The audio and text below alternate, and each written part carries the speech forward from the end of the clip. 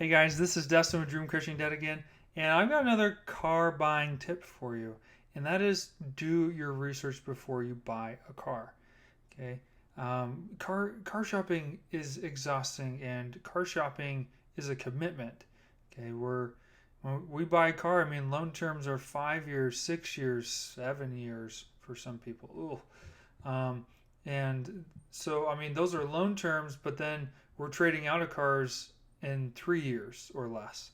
And so, I mean, we're talking like years of commitment here to buying a car, and it's exhausting. And to make sure that you get a car that is worth it, that's worth the cost, that's worth the time, is you need to do your research beforehand. You need to make sure that whatever you're looking to buy is not going to cause you a bunch of trouble down the road. And when we're on a budget, we typically look for a better deal. And that better deal can sometimes put us into a price bracket that's a really used car. For example, I just had a friend recently. They're in the car shopping process right now, and their requirements, their criteria for this new car is it has to have a third row. It's a third row SUV, has 30 miles to the gallon gas mileage on the highway, and has push button start, has leather seats, and I was like, whoa. Oh, one more thing.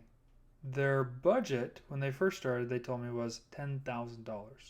$10,000 for all of those features. I was like, yikes. Because like you need to understand something.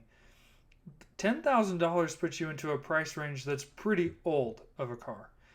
So old, in fact, that to get what you're looking for was not mainstream at the time. Like SUVs drove like trucks. SUVs were the size of trucks. Okay, like that was like that's what you're really looking for here. To get you're looking for, that's like a new car. That's a car that's like 3 years old, and that's it is what it is. But that's the reality.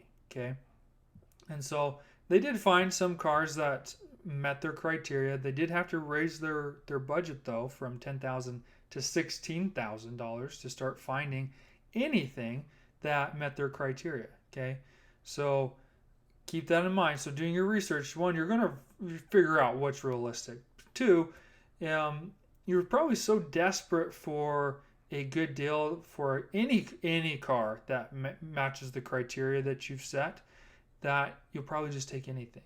Okay, but before you do that, you need to do some research to make sure that the car you're buying doesn't have some history to it that is going to cause you problems later down the road. Um, for example, with my friend who's looking for this SUV, third row, push button start, loaded, all that stuff, they found a Kia Sorento. It was like a 2012 Kia Sorento. Now, I'm personally not a fan of Kias, but some people are, and that's okay. And so, to help them out, I was doing some research and just found out that 2012 to 2014 Kia Sorentos, albeit nice, have all the features, had a very unfortunate problem about them. They, Kia and Hyundai, I guess they were lumped into the same class action lawsuit where the engine would experience, how did they word it? Catastrophic failure. Right? Wow. Okay. So the engine's just suddenly going to seize up and blow up. I don't know. Just something is not good. Like you'll have to replace the engine with the problems that they're anticipating or that they've seen with these Kias. And I don't know about you, but engine problems are not worth it ever. Okay, so while the car might be a good deal, while the car might have features that are checking off your list of must-haves, okay, having engine trouble down the road is not worth it. You'll spend so much more to fix the car than you ever planned on. And so suddenly your such a good deal car is not a good deal at all. Okay. So how can we know this stuff? Well, you can use Carfax.com, and Carfax is great. It'll give you the history specifically for that car because it goes off of the VIN number.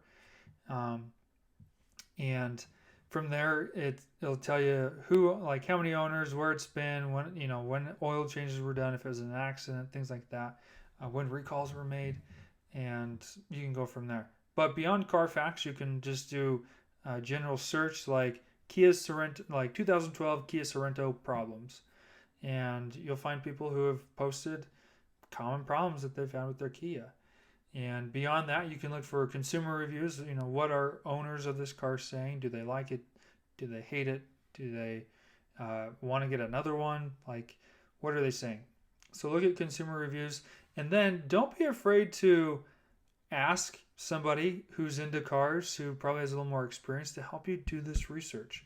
Okay, my friend, she would ask me some questions, but she's also willing to do her own looking around. And so she'd say, what's the difference between keyless entry versus remote keyless entry? Right? It's a great question. And so having someone to answer these questions like that and describe differences, take a look at the car for you, can really go a long way in helping you not only get a good deal, but also get a good car that you're looking for. I have a really hard time buying used cars because mentally, I don't want to deal with car trouble. I don't. It doesn't matter what part of the spectrum that falls in, whether it's really bad stuff or really simple stuff. I just don't want to deal with it. And used cars have a history, and you don't know what that history is sometimes. And it's just that unknown that really bothers me. And so I'm naturally more drawn to brand new cars. And yes, I know brand new cars lose a lot of value in the first year. Yes, I know brand new cars have this, that, and the other. And why would you ever buy one? Used cars have a better deal. Like, I get it. I totally get it. But mentally, at the end of the day, I'd much rather have a new car and have a payment, possibly a higher payment, and forego any car trouble that's going to be down the road. And if there are any car troubles, chances are the car is still going to be under warranty. So I just take it in and they fix it for free. And that's a peace of mind for me. That's worth it me.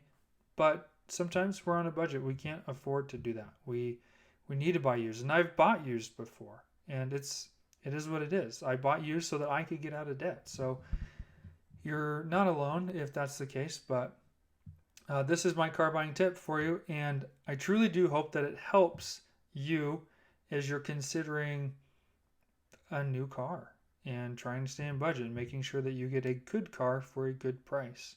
So check out some of my other videos about car buying tips, and hopefully it helps. And we'll see you guys later. Bye. I said bye.